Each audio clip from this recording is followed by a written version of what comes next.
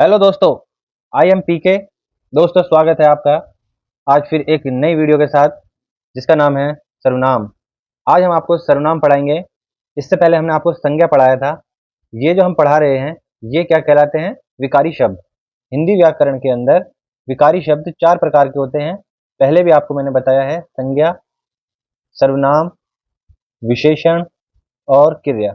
ये 4 शब्द होते हैं। इन 4 शब्दों में विकार आ जाता है, कुछ परिवर्तन आ जाता है, इनका कुछ शब्दों का रूप बिगड़ जाता है, तो इन शब्दों को इसलिए विकारी शब्द कहते हैं। आज जो हम आपको पढ़ाने जा रहे हैं वो है सर्वनाम।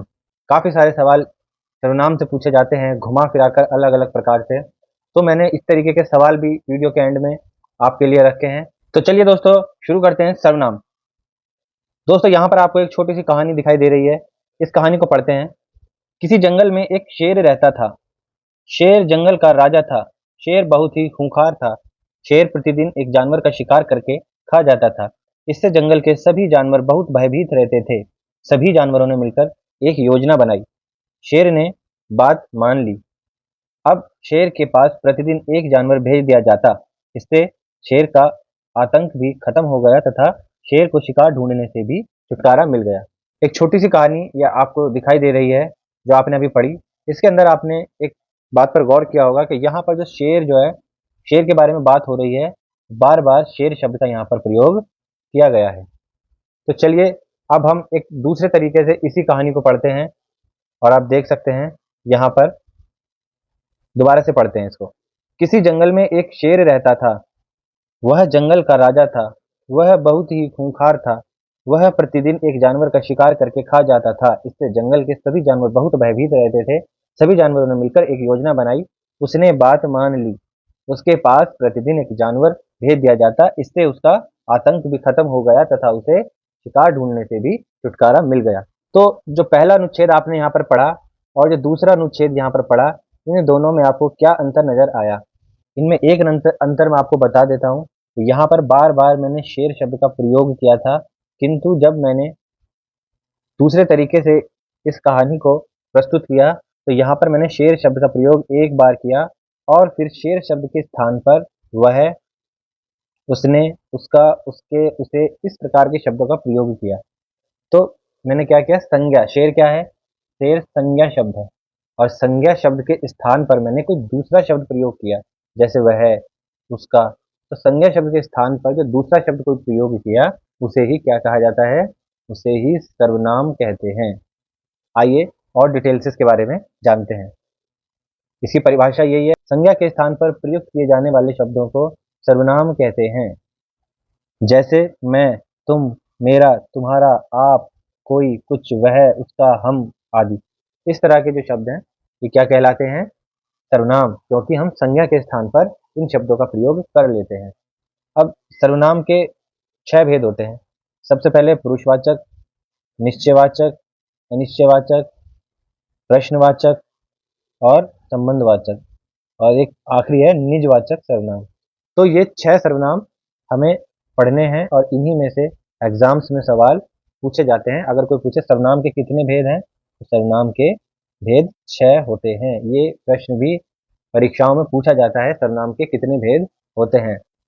चलिए आगे चलते हैं। देखिए, हम आपस में बातचीत करते हैं। जब हम बातचीत करते हैं तो हमारे सामने कोई ना कोई श्रोता होता है। हम जब बोलते हैं, जो बोलने वाला व्यक्ति होता है उसको वक्ता कहते हैं और जो सुनने वाला व्यक्ति होता है उसको श्रोता कहते हैं। बातचीत करते समय कोई ना कोई श्रोता हमारे सामने अवश्य होता है। तो बातचीत के अंदर कई बार हम स्वयं के बारे में बात करते हैं, कई बार हम श्रोता के बारे में कुछ बोलते हैं और कई बार किसी तीसरे अन्य व्यक्ति के बारे में हम बात कर रहे होते हैं।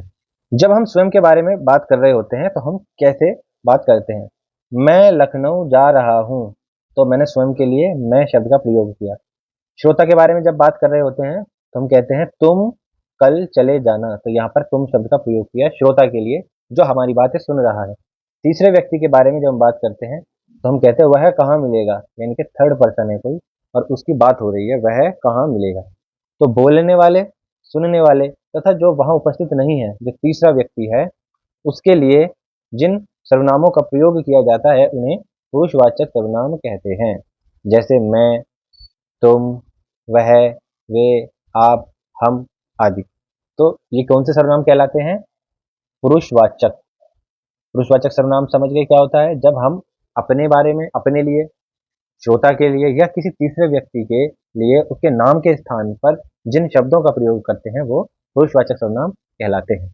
पुरुषवाचक सर्वनाम के कई भेद हैं, इसको जानते हैं। पुरुषवाचक सर्वनाम के 3 भेद हैं। सबसे पहले उत्तम पुरुष, मध्यम पुरुष और तीसरा अन्य पुरुष। उत्तम पुरुष क्या होता है? उत्तम कौन होता है? देखिए, हमें एक चीज अपने दिमाग में बैठा लेनी है। उत्तम कौन है? मैं खुद हूँ। I am the best. उत्तम मैं, यानी कि मैं अपने बारे में जो बात करूंगा तो वो उत्तम पुरुष होगा। वक्ता अपने नाम के स्थान पर जिन सर्वनाम शब्दों का प्रयोग करता है उसको क्या कहते हैं? उत्तम पुरुष सर्वनाम। जैसे मैं, हम, मेरा, हमारा आदि। अब मैं कहता हूँ रवि, मेरा नाम रवि है। मान के चलिए मेरा नाम रवि है। रवि बहुत बुद्धिमान है। रवि बहुत बुद्धिमान है के स्थान पर अगर मैं रवि नाम हटा दूं अपना, तो मैं अपना नाम न लेकर मैं क्या शब्द यूज कर सकता हूँ? मैं शब्द यूज कर सकता हूँ। तो मैंने क्या किया? अपने नाम के स्थान पर जो मैंने शब्द प्रयोग किया वो उत्तम पुरुष सर्वनाम है। मध्यम पुरुष सर्वनाम। अब जो सामने वाला है, जो बीच में, पहले तो मैं हूँ, उत्तम हूँ, और कोई तीसरा व्यक्ति बीच में कौन है? बीच में जो सुन रहा है वही है। तो वक्ता श्रोता के नाम के स्थान पर जिन सर्वनाम शब्दों का प्रयोग करे, बोलने वाला यानी वक्ता, यानी कि मैं जब किसी से बात कर रहा हूँ तो जब मैं उसके लिए उसके नाम के स्थान पर कोई दूसरा शब्द प्रयोग करूंगा तो उसमें कौन सा सर्वनाम होगा? मध्यम पुरुष। पुरुषवाचक का मध्यम पुरुष। जैसे तू, तुम, तेरा, तुम्हारा, आप, आपका, इस प्रकार के जो सर्वनाम है वो क्या कहलाएंगे? मध्यम पुरुष सर्वनाम। इसके बाद आता है अन्य पुरुष सर्वनाम।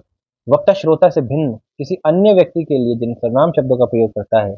अब कोई तीसरा व्यक्ति जिसके बारे में हम बात कर रहे हैं, जैसे वह, वह, वे, उसका, उनका, उन्होंने आदि।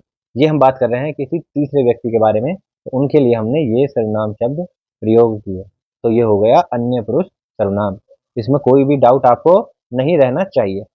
अब मैं आपको एक बात बताता हूं, जब कभी भी ऐसा हो कि कर्ता के स्थान पर तीनों उत्तम, मध्यम और तीनों अन्य पुरुष यानी तीनों पुरुषों का प्रयोग हो, कार्य करने वाले अगर तीनों हो और तीनों सर्वनामों का प्रयोग हो, तो हम पहले कौन सा सर्वनाम लिखेंगे? जैसे मैं, तुम और वह साथ में चलेंगे। तो ये एक ऐसा वाक्य है जिसके अंदर तीनों सर्वनामों का प्रयोग हुआ है। कर्ता कौन है? कर्ता तीनों है, मैं, तुम और वह। अब तीनों सर्वनाम एक साथ आ गए, तीनों ही सर्वनाम कर्ता है यहाँ पर। तो हम सबसे पहले कौन सा सर्वनाम लिखेंगे? इसका भी एक क्रम होता है। सबसे पहले हम लिखते हैं मध्यम पुरुष। मध्यम पुरुष सर्वनाम को सबसे पहले लिखेंगे, उसके बाद लिखेंगे अन्य पुरुष सर्वनाम, और लास्ट में हम लिखते हैं उत्तम पुरुष सर्वनाम। अब हम वाक्य किस प्रकार बनाएंगे? हम इस वाक्य को लिखेंगे तुम, वह और मैं साथ चलेंगे।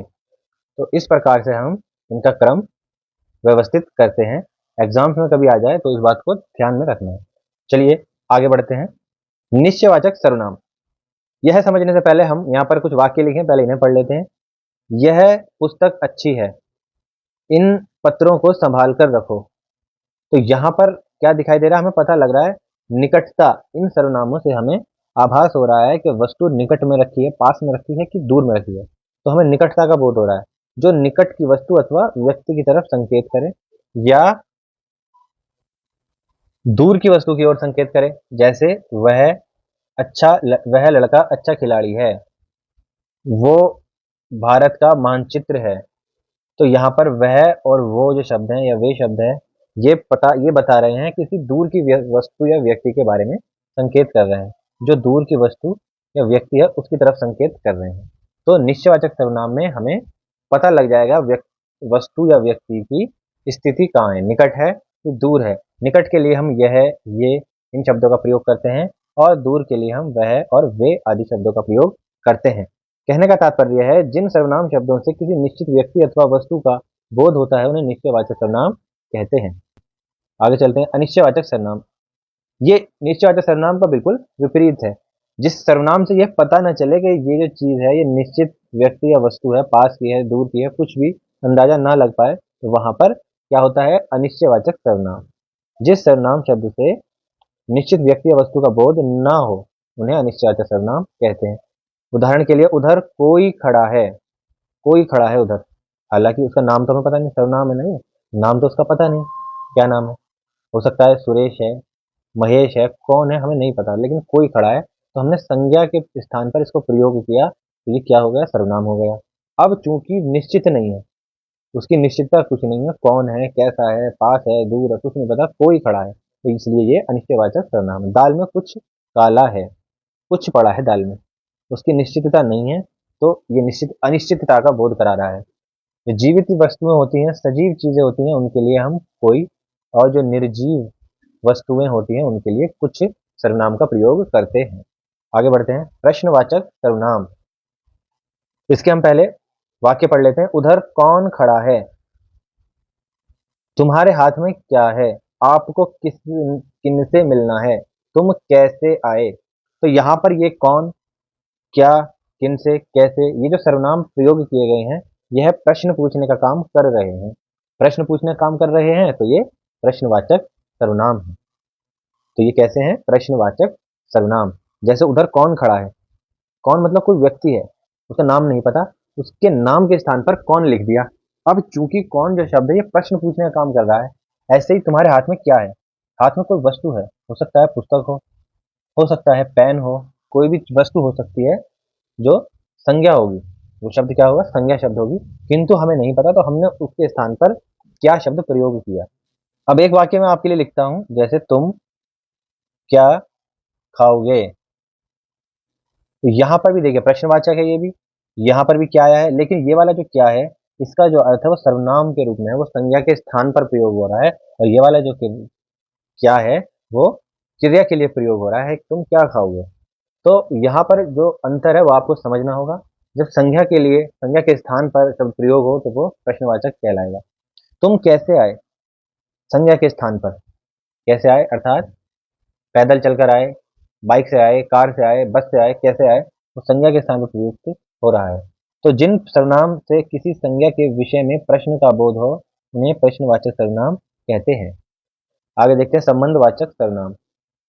देखिए संबंधवाचक सर्वनाम, इससे पता लग रहा है संबंध, यहाँ पर संबंध की बात हो रही है। संबंध किसका? दो, इसमें क्या होगा, एक वाक्य के दो उपवाक्य होंगे। क्या होगा इसमें? दो उपवाक्य आपको नजर आएंगे और एक दूसरे पर ये वाक्य क्या होंगे? डिपेंड होंगे, आश्रित उपवाक्य होंगे दोनों। एक तो इसकी ये पहचान है कि सबसे पहले यहाँ पर दो उपवाक्य होंगे और उन उपवाक्यों में जो सर्वनाम है उनका आपस में संबंध होगा। ये है संबंधवाचक सर्वनाम। वाक्य पढ़ लेते हैं। जो ईमानदार है वह जीवन में उन्नति करेगा।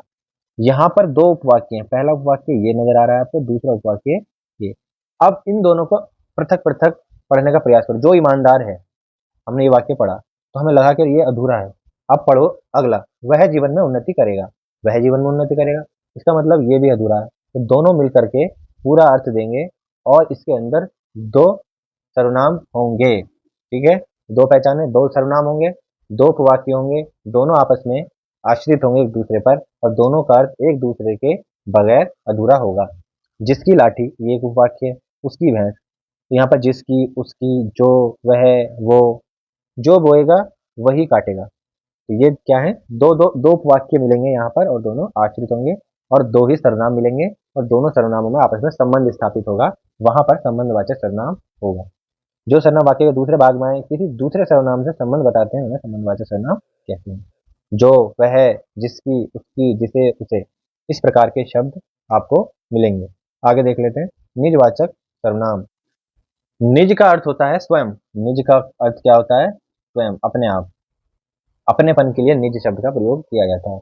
ऐसे सर्वनाम शब्द जिनका प्रयोग अपनापन बतलाने के लिए होता है, इनका प्रयोग किस लिए होता है? अपनापन बतलाने के लिए होता है। सर्वनाम शब्दों के साथ ये प्रयोग किए जाते हैं और इनका संबंध अपनापन बतलाने के लिए होता है। तुम हटो, मैं खुद ही चला लूंगा।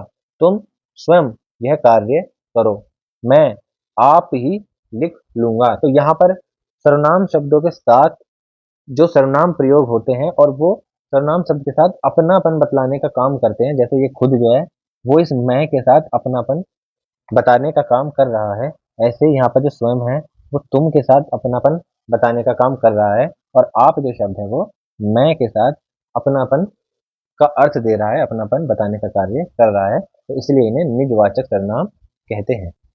आगे देखते हैं। एक प्रकार और होता है दोस्तों संयुक्त सर्वनाम। ये लेटेस्ट है, ये नया आया है, तो इसे भी देख लो, एग्जाम में कुछ भी आ जाता है, आपको सब कुछ पढ़ना है। इनमें एक शब्द नहीं बल्कि एक से अधिक शब्द होते हैं।